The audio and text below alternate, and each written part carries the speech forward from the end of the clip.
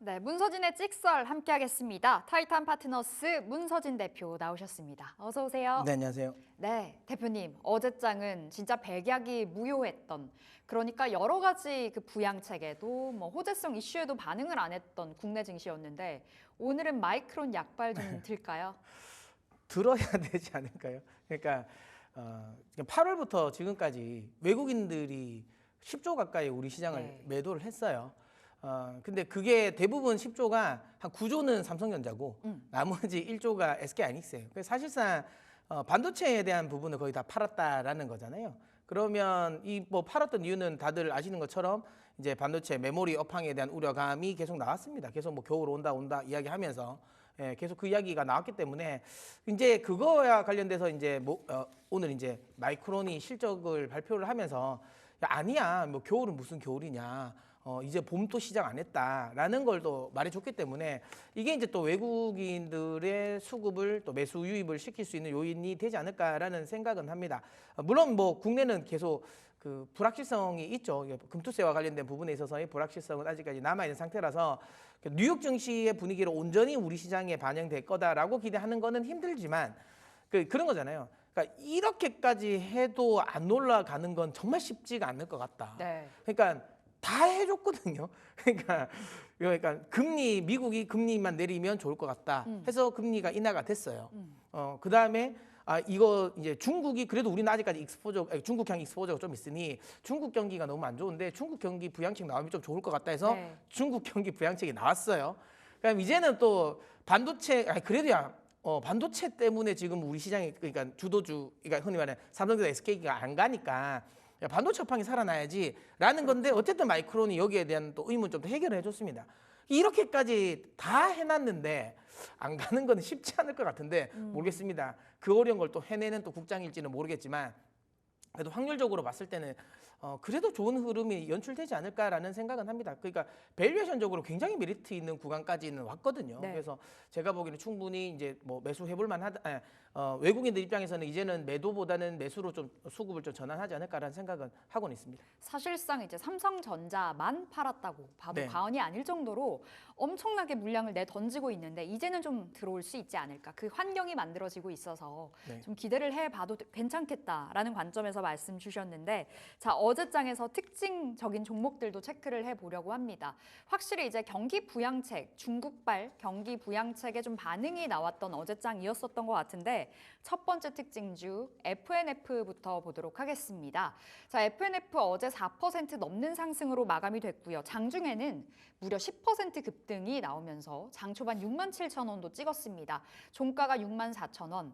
진짜 바닥권이잖아요. 네. 바닥을 다진 자리일까요? 사실 의료주는 지금 현재 분위기에서는 그렇게까지 뭐 예를 들어 뭐 메인 섹터로 주목받을 만한 거는 아니긴 해요. 아니긴 한데 그래도 그러니까 시기적으로는 한번 흔히 말하는 트레이딩 관점에서는 공략해볼 만하다라고 생각 들어서 이야기를 드리는데 네.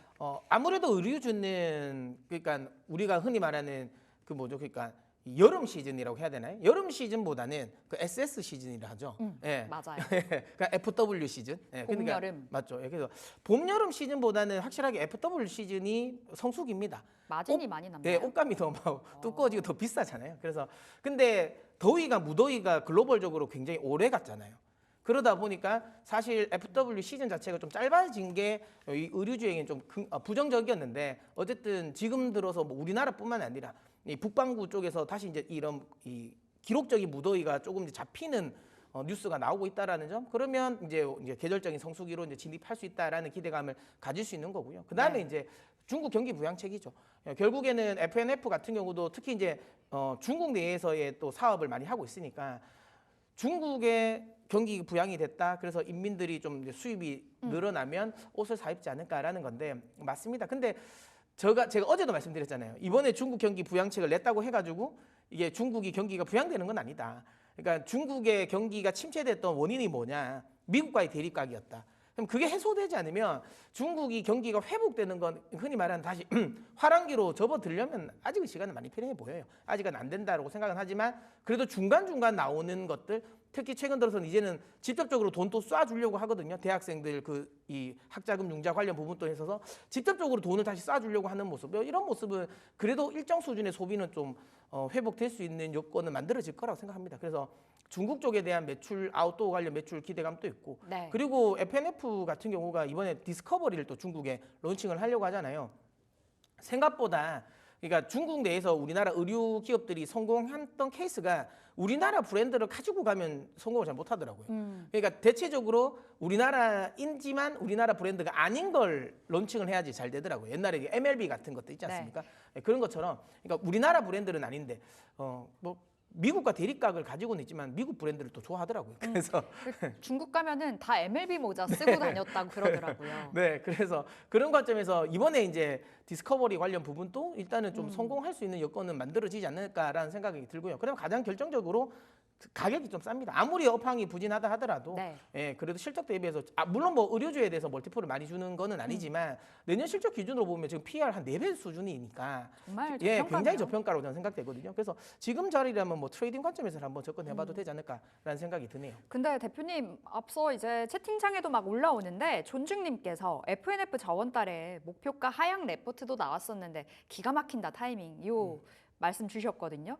근데 이제 사실 이게 중국 부양책 발표가 되기 전에 맞죠? 나왔던 거여서 그렇게 큰 영향은 없을까요? 어떻게 보세요? 근데 이제 그 목표가를 하향해도 9만 원이더라고요.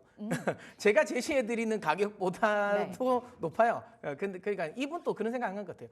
항상 이제 제가 증권사 리포트를 볼 때 항상 이제 드리는 말씀은 그러니까 괴리율이라는 게 있거든요. 네. 그러니까 목표가 하향을 왜 했는지를 보셔야 돼요. 아 그때 삼성전자 말씀 네. 주실 때 그 괴리율 설명해 주셨어요. 예, 예. 그래서 결국에는 업황에 대한 우려감보다는 이제 그 투자 의견이 중요합니다. 그 매수였는데 예를 들어 매도로 돌린다거나 이거는 이제 확실하게 이제 뷰가 바뀐 건데 목표가를 하향 조정하는 건 이제 자기가 처음에 했던 거에 괴리율이 너무 크니까 조정하는 거라서 그렇게 걱정 안 하셔도 될 것 같고요. 뭐 다시 한번 말씀드리지만 9만 원은 저는 조금 무리지 않을까 예, 네. 그렇게 생각하고요. 조금 더 안전 마진 정도는 챙길 수 있는 구간이라고 생각은 듭니다. 알겠습니다. 우리 존중님께서 채팅을 주셨는데 여러분 저희 채팅창이 굉장히 활성화가 되어 있거든요. 궁금하신 부분 있으면 언제든지 채팅창 들어오셔서 남겨주시면 저희가 계속해서 소통 이어가 보도록 하겠습니다.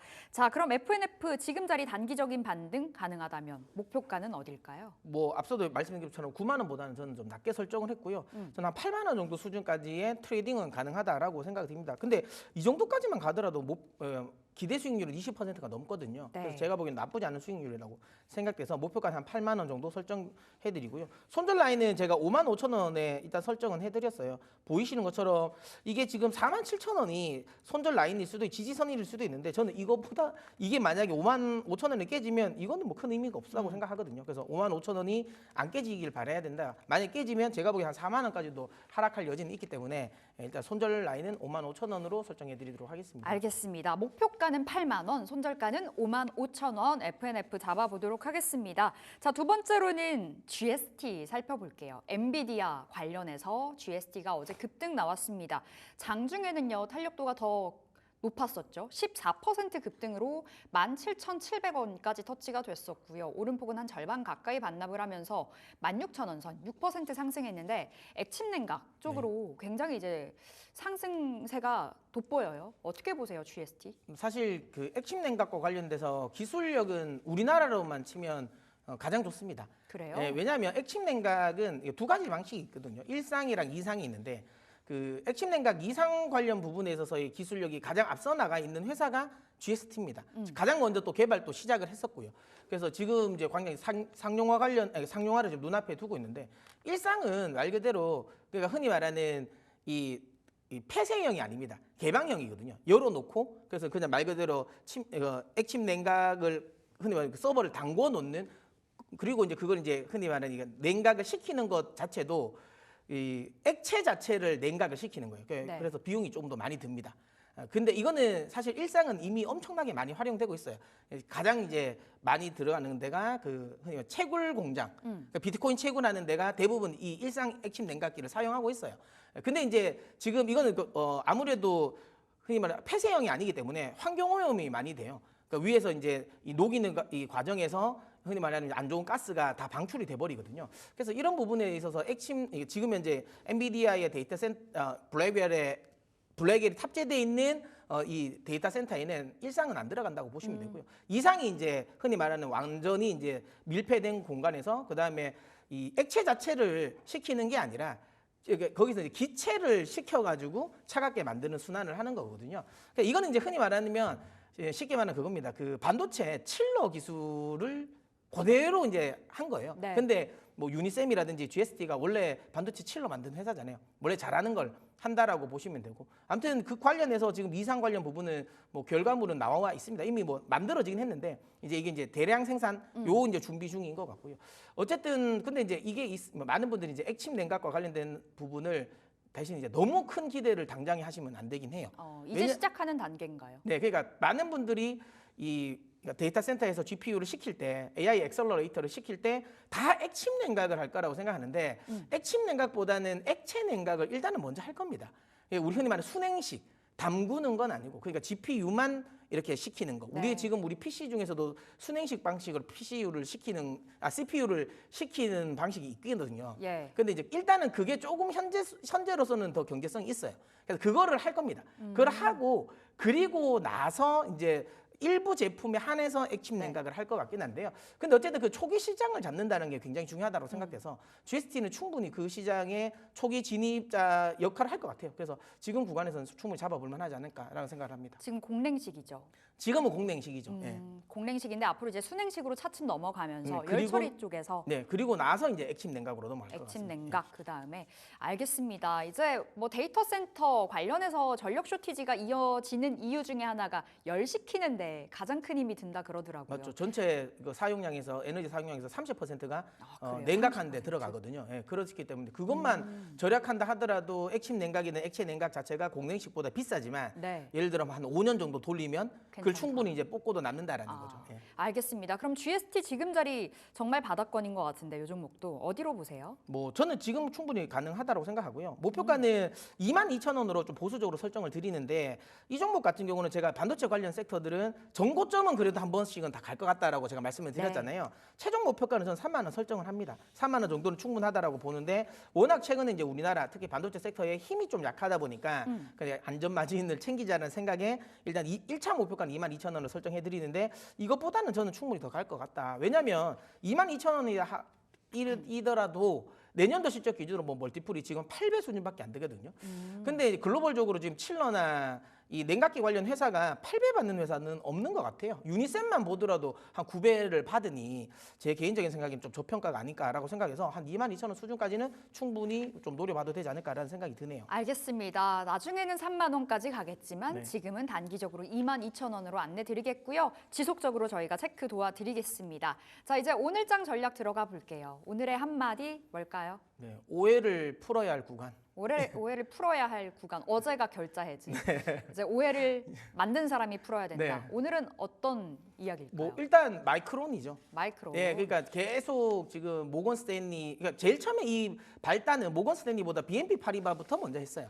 맞아요. 예, BNP 파리바가 먼저 시작을 했는데 대신 BNP 파리바는 너무 흔히 말하는 숫자에서 틀려버렸어요. 너무 얼토당토 안 한 숫자를 제시했어요. 왜냐하면 올해 이미 벌써 HBM 관련 부분의 수요도 맞추지 못했고 그 다음에 내년 같은 경우도 사실 수요가 줄어들 거라고 예상을 한 거예요. 근데 그것도 중요한 건 안 맞아. 올해 수요보다도 적은 수요 예상치를 했어요. 네. 그러니까 숫자 자체가 안 맞았거든요. 그러니까 이거는 사실 크게 영향을 사실은 주지는 않았습니다. BNP 파리바가. 왜냐하면 너무 숫자에서 이게 미스가 나오니까. 그래서 저는 모건 스탠리가 숫자를 제시 안 한 것 같아요. 그래서 일부러요. 그래서 명확한 숫자를 제시 안 한 것 같고 대부분 모건 스탠리의 이 보고서 보시면 아시겠지만 그 다 그냥 썰입니다. 그 생각적인 그 흔히 말하는 기시감이죠. 옛날에 이랬는데 이번엔 이러지 않을까라는 거가 대부분 다 제가 이제 뭐 이런 말도 한 적이 있는데 리포트를 쓰라고 하니까 소설을 써놨다고. 예, 제가 약간 거의 그렇게 했는데 어쨌든 그럼에도 불구하고 어떤 뭐 모건 스탠리 자체가 워낙 입지가 또 워낙 그렇죠. 예, 강하다 보니까 그리고 이제 예전에 뭐 소 뒷거드름 치다가 한번 밟았지 않습니까? 윈터 그래서 제 개인 2017년이었나? 네. 근데 그거 사실 만약에 2021년입니다. 그때 그 사실 그 뭐라 그래야 되나? 그 러우 전쟁이 만약에 안 터졌으면 네. 못 맞췄을 거예요. 그래요. 네, 그 로우 전쟁이 그러면 그분들이 로우 전쟁이 터질 거라는 걸 예상까지 했을까? 그렇지는 않았을 것 같습니다. 그래서 제가 보기에는 너무 거기에 신경 쓸 필요는 없지 않을까라는 생각이고 어쨌든 마이크론이 오해를 풀었습니다. 네. 근데 이제 이거를 이제 확실하게 풀어줘야 됩니다. 그러려면 결국은 이제 제가 보기엔 삼성전자가 이제 남아 있습니다. 그러니까 그래 마이크론이 이만큼 나오면 시장에서 그러면 뭐 삼성전자나 SK하이닉스는 훨씬 더 잘 나오겠지라는 거고 특히 이번에 마이크론 실적에서 우리가 알 수 있는 건 확실하게 HBM이 엄청 잘 팔렸다라는 거고 내년에도 HBM이 엄청나게 잘 팔릴 거라는 거고 그에 따라서 가이던스가 상향 조정됐거든요. 그러면 우리는 SK하이닉스가 왜냐하면 HBM의 익스포저가 가장 큰 기업 지금 메모리 3사가 뭐 SK하이닉스잖아요. 그럼 SK하이닉스의 실적은 도대체 어떻게 찍힐까라는 것까지 기대가 되지 않습니까? 그러다 보니까 이제 거기에 이제 외국인 수급도 한번 우리는 주목해봐야 될 시간이라고 봅니다. 어쨌든 오해는 풀어야 될 것 같은데 오해를 어쨌든 해명은 다 한 것 같아요. 네. 그러니까 의심을 받은 사람은 해명은 다 했어요. 그러니까 근데 이제 흔히 말하는 이제 의심을 하고 했던 사람들이 그걸 풀어줘야 되는데 한번 봐야죠. 뭐 풀어줄지 안 풀어줄지. 동트기전이 가장 어둡다고 네. 이제 반도체 반등을 기대해 보면 좋을 것 같고 앞서서 우리 대표님께서 주셨던 종목들의 반응이 굉장히 좋거든요. 어제 HL만도 찍설 주로 나갔는데 장중에 한 7% 급등 나왔었고요. 리노공업도 최근에 계속해서 올라가더라고요. 이 두 종목 짧게 AS 들어가 볼까요? 그때도 말씀드린 것처럼 지금 현재 이 뭐 로보택시와 관련된 이슈도 계속 나오고 오늘 리포트 냈을 때 그러니까 모건 쪽에서 자동차 관련 리포트 냈을 때 했던 말이 중국의 전기차 때문에 우리 국내 레거시 자동차들이 중국에서 힘이 약할 거다라고 이야기를 했잖아요. 그게 정확하게 제가 이제 HL 만도를 이야기할 때 중국의 전기차 시장이 성장하고 거기에 부품을 많이 납품한다라는 거와 개가 같을 것 같아요. 그런 관점에서 본다면 뭐 HL 만도 조금 더 긍정적으로 봐도 되고요. 리노공업 같은 경우는 오늘 그래도 꽤 급등 많이 하지 않을까요? 기대돼요. 네, 기대됩니다. 그래서 저는 대부분의 우리나라 반도체 소부장들이 아무래도 금투세의 부담을 많이 느낄 수 있는 종목은 맞는데요. 네. 저는 이거를 계속 말씀드렸으면 좋겠습니다. 물론 금투세와 관련된 수급적인 이슈 참 안타깝긴 한데요. 그럼에도 불구하고 어쨌든 펀더멘탈이 훼손되는 흐름은 아니라는 거죠. 살짝 펀더멘탈이 훼손될 수 있었던 우려감, 그러니까 실제로 이제 반도체 업황이 안 좋은 거 아니냐라는 우려감이 있었지만 어쨌든 뭐 지금 마이크론이 그에 대한 우려감을 불식시켜 줬기 때문에 네. 조금 더 반응을 하지 않을까라는 생각을 하고 있습니다. 알겠습니다. HL만도 더 갈 수 있고 리노공업 오늘 한번 시세를 기대를 해보도록 하겠습니다. 자, 오늘의 찍설은 어떤 종목일까요? 제가 이거를 웬만하면 제가 한 1년에 이 종목 이야기를 할 일이 거의 없는데요. 뭐예요? 삼성전자입니다. 삼성전자. 네. 와, 의미가 큰 것 같아요. 네. SK하이닉스가 아니고 삼성전자. SK하이닉스는 제가 지난번에 한번 소개를 했었던 거 기억이 있어서 삼성전자인데 삼성전자가 이런 생각을 들었어요. 제가 개인적으로 삼성전자를 좋아하진 않습니다. 항상 말씀드리는 거 만약에 우리나라 반도체 흔히 말하는 이제 대형 반도체 주를 사고 싶으면 그냥 미국에 그냥 엔비디아를 사셨으면 좋겠다라고 말씀드렸고 정 그냥 나는 국내 걸 사고 싶다고 하면 그럴 거면 그냥 SK하이닉스를 맞아요. 하셔라고 했는데 그렇게 제가 삼성전자를 부정적으로 봤지만 그렇게 부정적으로 보는 저 입장에서도 이 가격은 속된 말로 이 가격은 못 참지까지 내려오긴 했어요. 예, 아무리 업황적인 특히 이제 삼성전자 같은 경우는 HBM 익스포저가 크진 않아요. 사실 지금 레거시 관련 쪽이 워낙 많다 보니까 네. 이제 지금 현재 또 문제가 되고 있는 것도 레거시니까 그럼에도 불구하고 어쨌든 내년도 HBM에서 가장 큰 캐파를 차지하는 건 결국은 삼성전자거든요. 그런 거 감안했을 때 뭐 지금 6만 원 수준까지의 가격은 너무 지나치게 저평가돼 있다라고 네. 생각하고요. 외국인들이 정말 집중적으로 매도를 했잖아요. 저는 외국인들의 매도세가 좀 클라이막스지 않을까 이제 이렇게까지 한 달에 그럼 9조를 팔았으니까 이제 팔 만큼 팔았다라는 생각이 좀 듭니다. 그리고 아까도 계속 이제 지금 계속 이야기하고 있는 마이크론의 실적이 또 긍정적으로 왔을 때 삼성전자 쪽도 좀 훈풍은 불지 않을까라고 생각합니다. 물론 삼성전자가 여기서 다시 뭐 9만 전자가 갈 수 있을까라고 하면 그거는 좀 의문은 있습니다. 네, 일단 지금 호가창에서 하이닉스만 뜬다 그러네요. 채팅창에서. 그래도 삼성전자 괜찮다. 뭐 지금 가격대라면 충분히 가능하지 않을까라는 생각을 해서 예. 그 목표가를 제가 설정드리는 게 그래서 좀 보수적으로 좀 설정을 드립니다. 한 7만 5천 원 정도로 일단은 잡아 보시면 좋을 것 같아요. 왜냐하면 이거는 지금 이 밑에 구간은 하락 구간이에요. 하락 추세 구간이고요. 네. 최소한 하락 추세를 할 만한 종목은 아니라고 봐요. 그래서 제가 보기엔 최소한 횡보 구간까지는 올라오지 않을까라고 생각을 해서 7만 5천 원 목표가로 설정해 드리고요. 손절 라인은 5만 5천 원 설정해 드렸는데 저까지 올까요? 저까지 오면 저는 오히려 생각을 달리하겠습니다. 저는 이렇게 되면 저는 강령 5만 5천 원까지 간다면 만약에 강령 매수. 근데 안 갈 것 같아요. 제가 봐 6만 원 지지하지 않을까라는 생각을 합니다. 알겠습니다. 지지선은 한 6만 원으로 확인해 보면서 목표가 7만 5천 원 삼성전자 오늘의 찍설주로 받아봤습니다. 자, 여기서 보내드릴게요. 타이탄 파트너스 문서진 대표 함께했습니다. 말씀 고맙습니다.